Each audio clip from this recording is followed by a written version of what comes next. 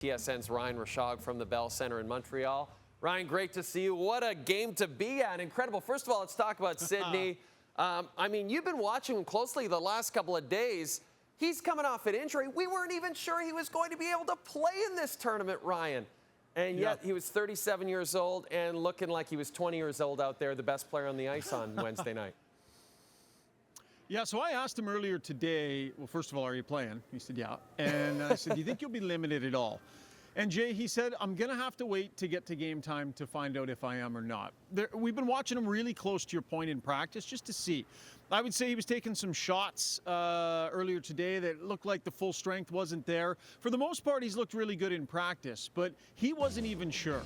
Well, my goodness, what a night from Sidney Crosby. And really, it's the hockey sense that was on incredible display tonight. Just a phenomenal assist on the power play. How much of a relief was that for everybody? They'd been working on this power play, and I got to say, yesterday, it had struggled a little bit in practice.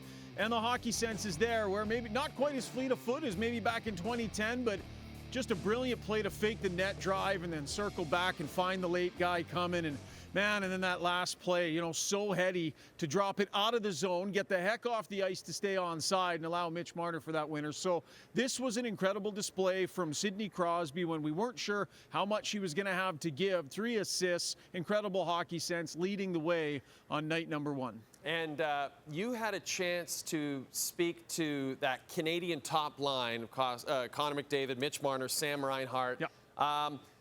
It was a little unsteady for Marner during the actual regulation portion of the game, but man, he really turned it up in OT. How did the line feel it went tonight overall? Yeah, kind of mixed results, I would say. So Connor McDavid comes out like he shot out of a cannon, right? No surprise there. And they generated some really good looks early on. McDavid in particular with some really nice individual efforts, but it was an up and down night for this line, no question about it. So you get McDavid out there and he's blazing around, creating some opportunities. You know, gave himself and some teammates a couple of real nice looks in the early going. Other individual performances on that line that stood out, Sam Reinhart had a couple of fantastic defensive plays, broke up a player right in front of his own net. There was a shot block a little bit later on in the game that was absolutely clutch.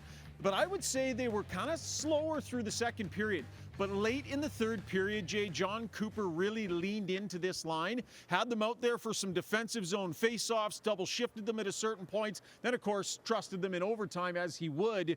But Connor McDavid really relished the opportunity they got late in the game to play a defensive role. So it was really fun being out there for those moments. So not a perfect night. McDavid called it a work in progress, some ups and downs.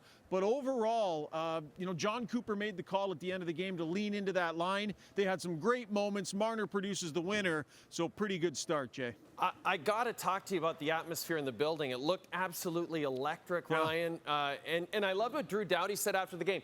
Fastest game he's ever played in. Think of all the games Drew Doughty's played in. It's great. He was at the 2010 gold medal game. So, you know, overall for you, Ryan, covering this game, can you just describe what it was like to be in the building for this opener?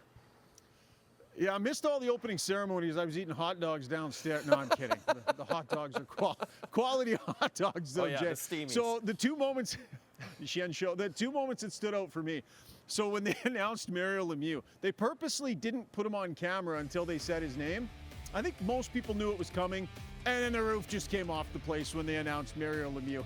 And then poor Austin Matthews comes walking, not like booze or anything new for him, but boy, was he ever in the spotlight for that round of boos from the fans here. Marner was having a laugh about that after the game. That set the tone. And then, Jay, the atmosphere here is fantastic. I've covered playoff series here in Montreal. It's one of the best buildings. The light show, the music, the fans, the atmosphere. I thought it was fantastic. And you know the moment I loved tonight, Jay, because so many of us were wondering coming into this tournament, what's this going to be like? How hard are these guys going to go? Is it like a glorified all-star game? Are they going to give it everything they got? First shift, Nathan MacKinnon on a forecheck. Everybody saw it coming, and it's like, what's he going to do? And he absolutely lowered the boom in the corner. That ended up leading to the penalty that was drawn. The tone was set right there. The building loved that hit. And it was a highly competitive night the rest of the way, and these fans totally engaged. Okay, go get yourself a couple more Montreal Steamies because you worked hard today and you deserve it, buddy.